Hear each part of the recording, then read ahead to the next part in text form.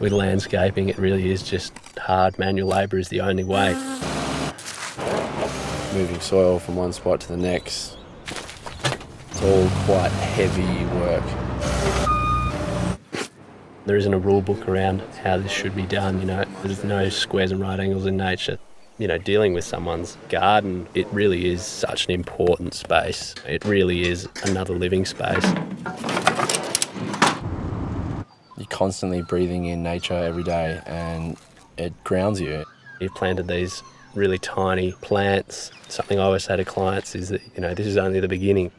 As a landscaper, you constantly got your mind running at 1,000 miles an hour. When you get out to that ocean, you paddle out, everything sort of disappears. The ocean has that effect. I feel quite proud of my work, proud of what we do as a team,